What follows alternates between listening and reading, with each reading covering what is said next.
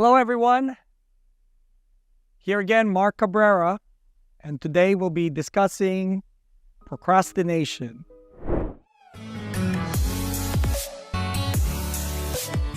So going into the next step, the steps we can take to minimize procrastination. What are the steps? Well, one thing, identify if you have any psychological issues that we need to work on and work on it. Through a professional or through a group or through a community, do something about it, because at the end of the day, things just don't move without you moving things, if that makes sense. So identify if you have psychological issues, if procrastination is something that's happening frequently in your life. So you check with your psychologist, figure out and take some tests or whatever they do over there to figure out if there's any disorders you may have. And if not, then that's great. That's good news. Now you can figure out, maybe you can just make changes in your habits, right? Surround yourself with highly productive people who don't procrastinate as much, because those people already figured it out. See, all of us will have this part of us that will procrastinate, and the ones that are already successful that minimizes procrastination can teach you a lot to minimize your procrastination. Pick up good habits and learn from those people. Create meaning to the productive activities that you are doing with your work. This is having a vision, creating a meaning of what it looks like when you get to that destination. So then as you go through the process, when you understand that if you're in a crossroad between procrastinating or getting work done, the meaning you have inside you and the vision that you can imagine what it looks like will drive you to minimize that procrastination route and take the route of activity and production.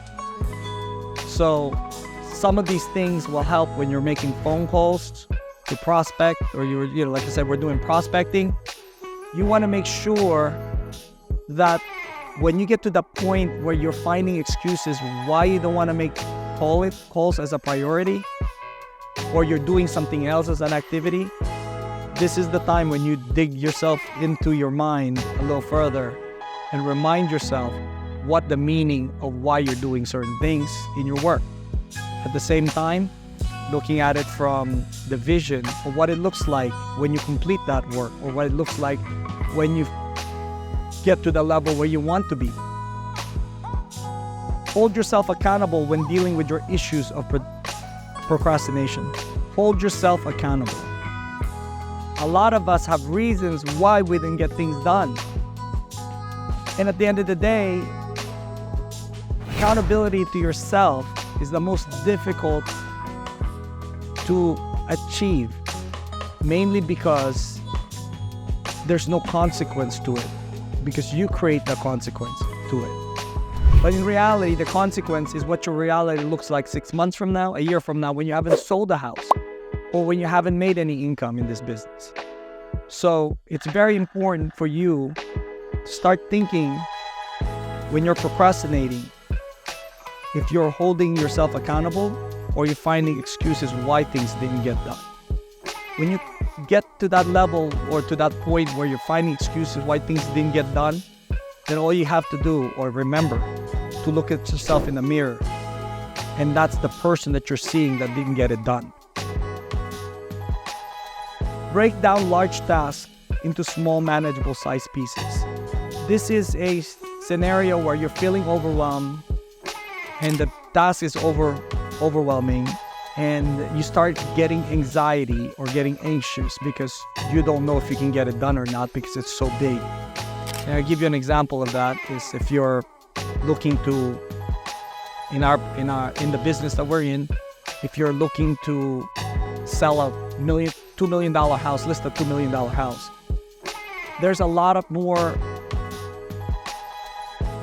preparation that's needed in order for you to sell a huge house versus a condominium.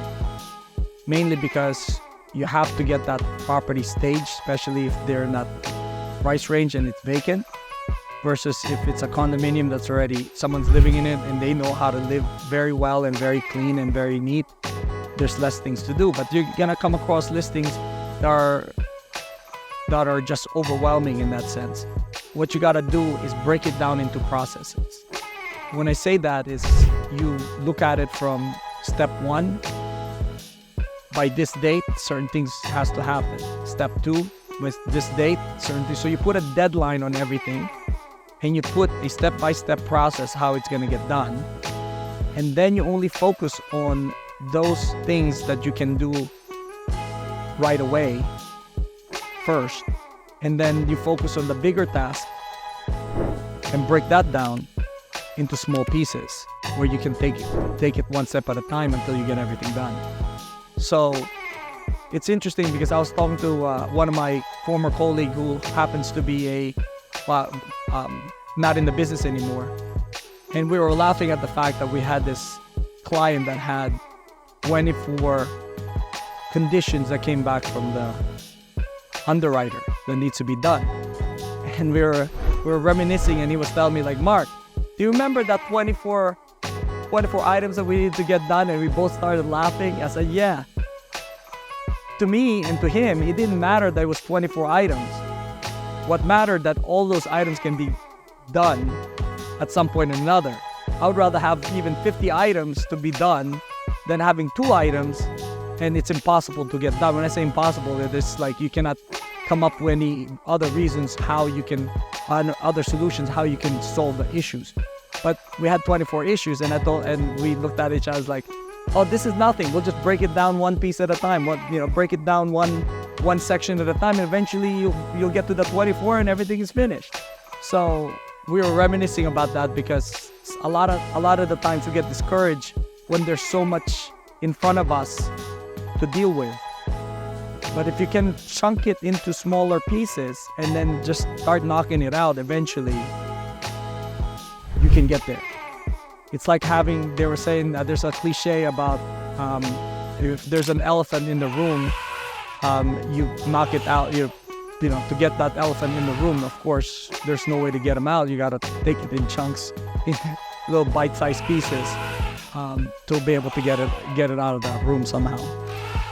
But looking at it from the time perspective, if you have to study for an exam for another state, or you have to study for certain tests, or you have to read a subject to be able to teach, many different reasons, or you have to actually sit down to do a presentation for listing, doing research, and it's going to take you hours. Break up the time as well into 25-minute increments and take a 5-minute break.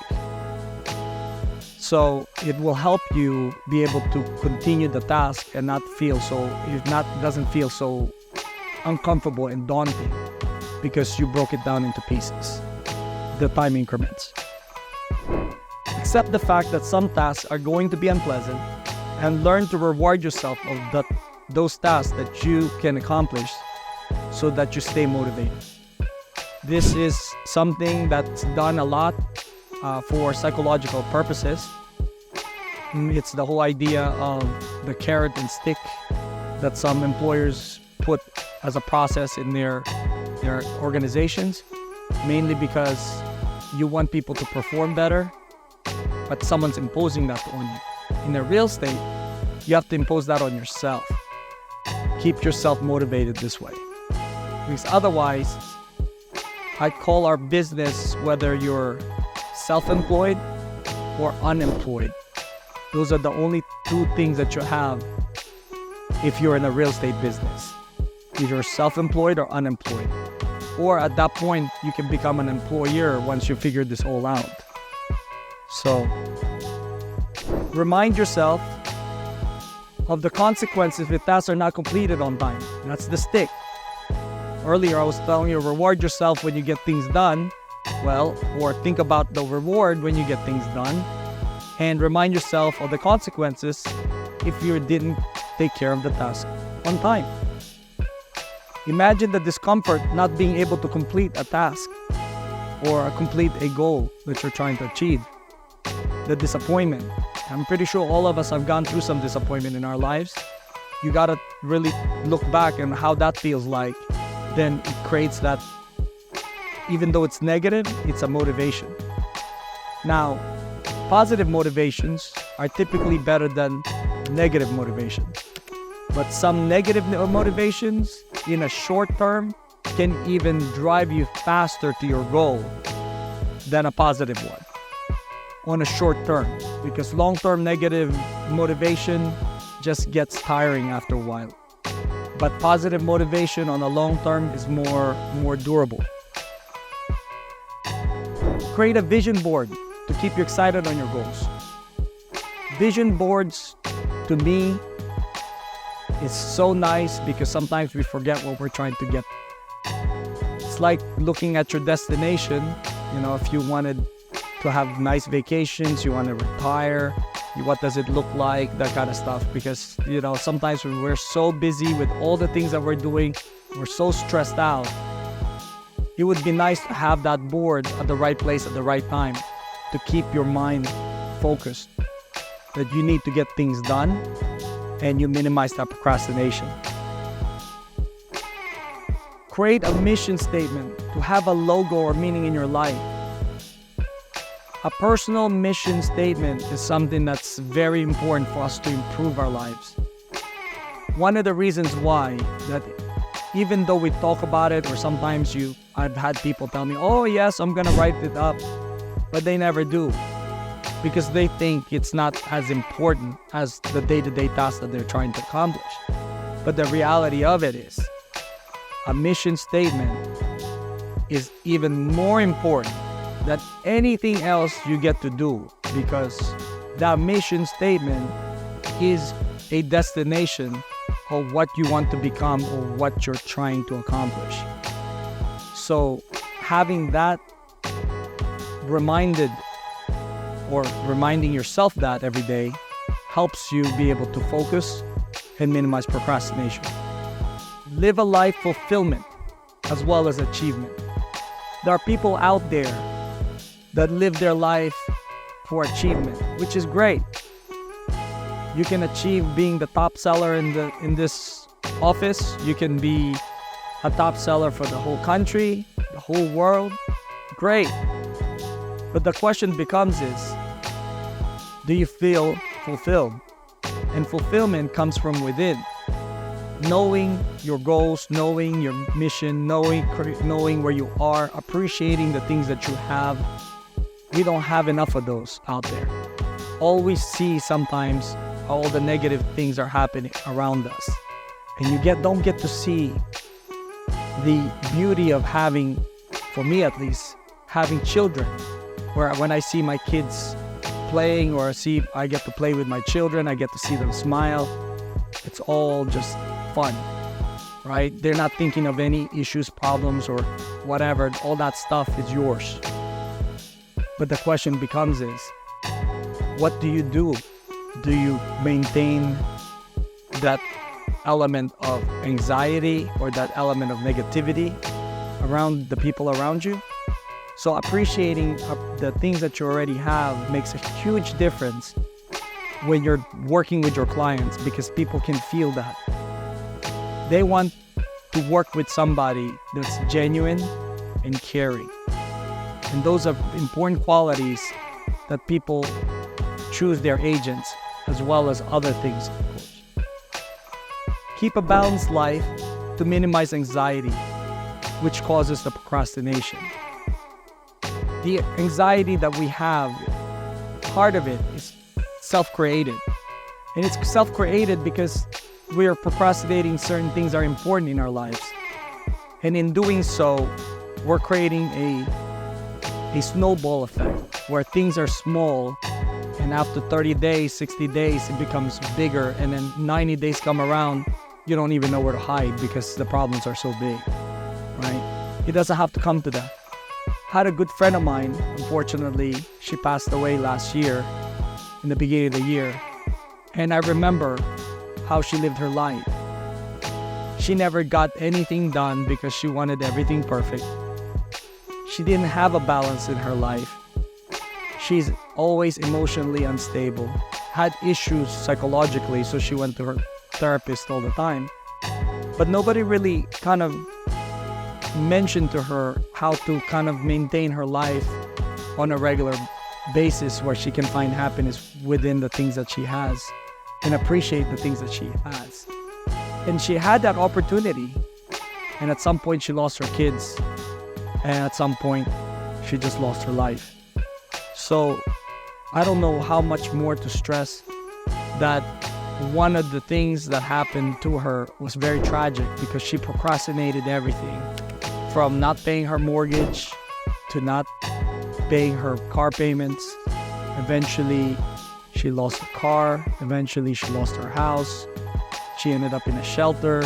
She lost her children. It was a snowball effect. It's the worst thing what procrastination can do to your life. And I saw it in her. I tried to help her the best I can. But unfortunately, at some point, she took her life. And that's the lack of appreciation. But yet, she's very accomplished. She's very smart. She was working for the government at some point, NSA or some big organization. She was making over six-figure income.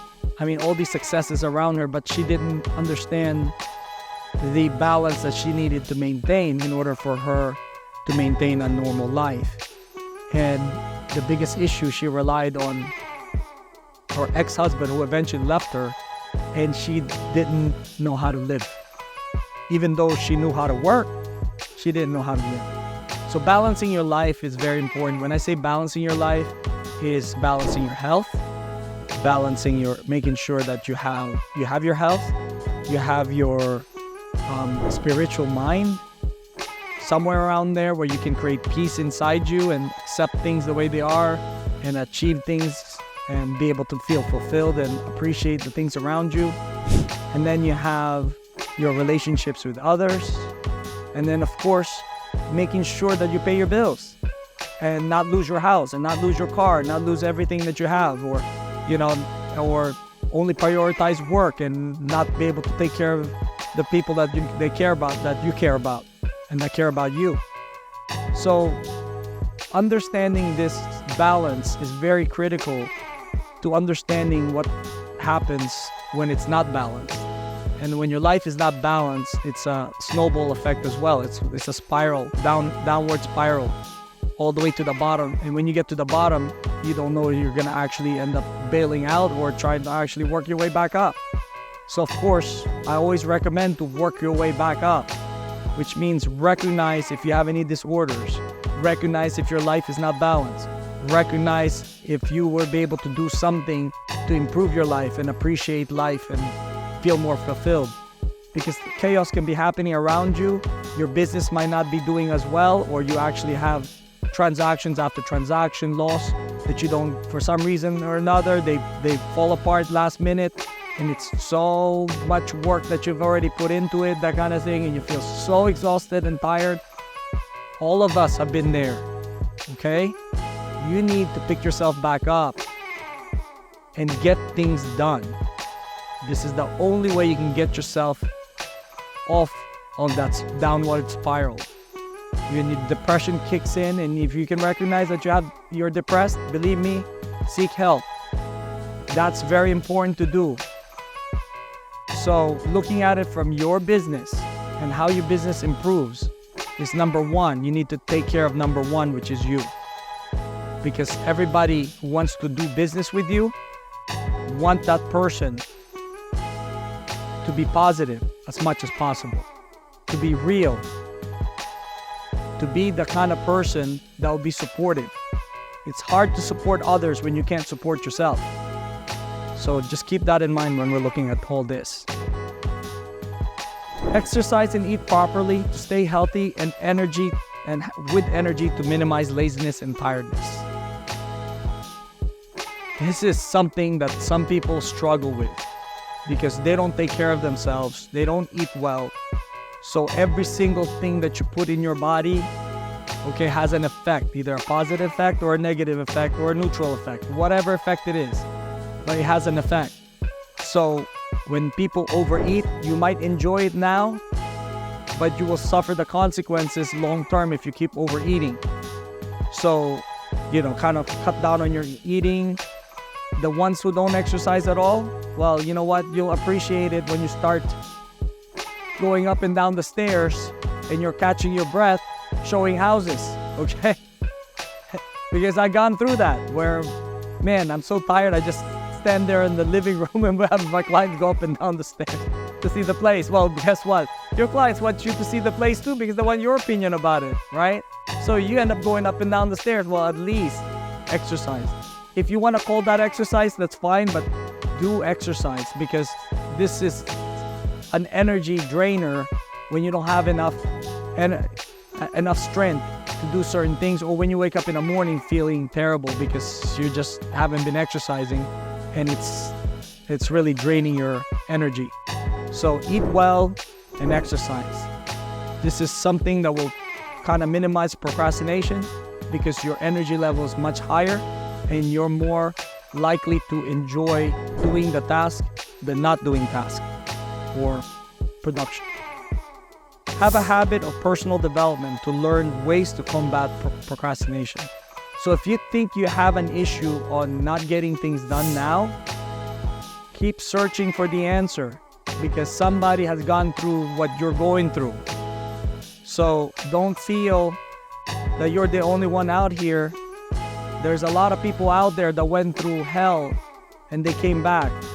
As a matter of fact, I was just listening to a speaker, a very famous speaker now, that lost her job, got divorced, went through hell actually going through custody battles, and she just didn't feel like getting up. And she's actually one of the advocates of minimizing procrastination with what she calls her 5-second rule. And if you look at 5-second rule, you'll probably find her as a speaker on this 5-second rule. And this 5-second rule that she has is that when you have to do something that you might end up procrastinating or not doing at all, you have 5 seconds to make something or start going a particular direction with it. So as an example, if you're going to a networking event and you're an introvert and you're such a shy person and you're feeling like, oh my gosh, I'm gonna be meeting people here. I know I have to do this and it's not comfortable, right? This lady will teach you what her 5-second rule is. And in essence, a 5-second rule that she's talking about is when you get into that room, you have 5 seconds to think about whether or not you're gonna meet a person and start talking to someone, or you won't probably do it at all because you're gonna overthink it. And that's another reason why procrastination happens out there, is because we overthink things. And then we start picking up anxiety, and then we start picking up fear, and all these other things that comes into our head.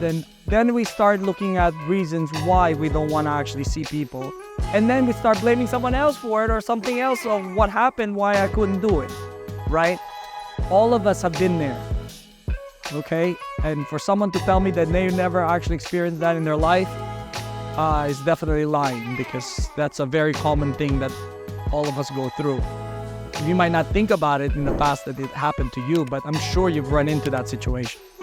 So bear that in mind, looking at that. And hence the reason why personal development is one of the biggest things that I do on the trainings that we do for my mentees, because I always want them to grow personally. Because what we sell, again, is not houses. We sell us as human beings, as people that have wonderful personalities, that are actually caring, kind, and loving to everybody. Okay?